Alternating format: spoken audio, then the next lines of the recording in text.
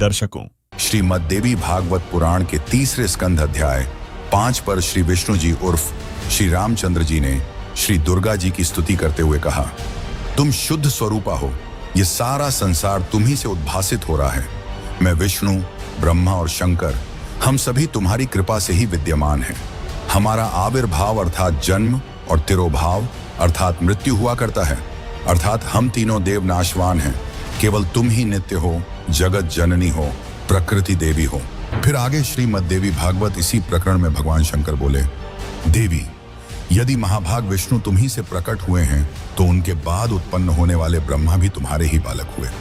फिर मैं तमोगुणी लीला करने वाला शंकर क्या तुम्हारी संतान नहीं हुआ, अर्थात मुझे भी उत्पन्न करने वाली तुम ही हो। शिवे, संपूर्ण संसार की सृष्टि करने में तुम बड़ी चतुर हो। इस संसार की सृष्टि, स्थिति और संहार में तुम्हारे गुण सदा समर्थ हैं। उन्हीं तीनों गुणों से उत्पन्न हम ब्रह्मा, विष्णु एवं शंकर नियमानुसार कार्य में तत्पर रहते हैं। दर्शकों, अब शास्त्रों से देख लेते हैं श्री विष्णु अर्थात श्री रामचंद्र जी की क्या स्थिति है। ये भगवान हैं भी या नहीं? देखिए किस प्रकार ब्रह्मा और विष्णु को भी खुद के ईश होने का भ्रम हो गया था और किस प्रकार काल ब्रह्म ने उनको ये साफ किया कि आप तीनों देवता ईश नहीं हैं। ईश यानी भगवान नहीं है, अर्थात सबके धारण पोषण करने वाले नहीं हैं। ये है शिव महापुराण हिंदी टीका सहित भाग 1 विधा वृद्धि पंडित ज्वाला प्रसाद जी मिश्र कृत हिंदी टीका सहित, जिसके प्रकाशक हैं खेमराज श्री कृष्ण दास, जो कि मुंबई से प्रकाशित है। इसके रुद्र संहिता 1 अध्याय 6 से 10 में लिखा है कि दोनों के युद्ध को देखते हुए काल यानी ब्रह्म, जो तीनों देवताओं के पिता हैं, अपने तीसरे पुत्र शिव का रूप बनाकर युद्ध के मैदान में प्रकट हो जाते हैं। तभी काल ब्रह्म शिव के रूप में उनके सामने आते हैं और कहते हैं कि अज्ञानतावश तुम दोनों ने अपने आप को भगवान मान लिया। तुम ईश नहीं हो, तुम भगवान नहीं हो। यही बताने के लिए मैं रण स्थान पर आया हूं। दर्शकों, शिव पुराण में यहाँ स्पष्ट लिखा है कि काल ब्रह्म शिव में प्रकट होकर ब्रह्मा और विष्णु को कह रहा है कि तुमने जो अज्ञानता से अपने को ईश माना, ये बड़ा अद्भुत हुआ। अर्थात तुम ईश नहीं हो, तुम भगवान नहीं हो। तुम्हारा ये भ्रम दूर करने के लिए ही मैं यहाँ रण स्थान पर प्रकट हुआ हूँ। दर्शकों, यही भ्रम हिंदू धर्म के बहुत से धर्म गुरुओं को हो रखा है, जबकि हमारे पुराण ये स्पष्ट कर रहे हैं कि ये तीनों देवता पूर्ण परमात्मा नहीं हैं, इनसे ऊपर कोई और भगवान है। दर्शकों, आइए अब आपको एक और प्रमाण दिखाते हैं जिसमें स्पष्ट होता है कि यह तीनों देव नाशवान हैं और देवी दुर्गा इनकी माता है। ये है संक्षिप्त देवी भागवत, जिसके पेज 138 पर विष्णु भगवान देवी दुर्गा से कहते हैं कि तुम शुद्ध स्वरूपा हो, यह सारा संसार तुमसे उद्भासित हो रहा है। मैं यानी विष्णु, ब्रह्मा और शंकर तुम्हारी कृपया से विद्यमान है। हमारा तो आविर्भाव यानी जन्म, तिरोभाव यानी मृत्यु हुआ करता है। केवल तुम ही नित्य हो, जगत जननी हो, प्रकृति और सनातनी देवी हो।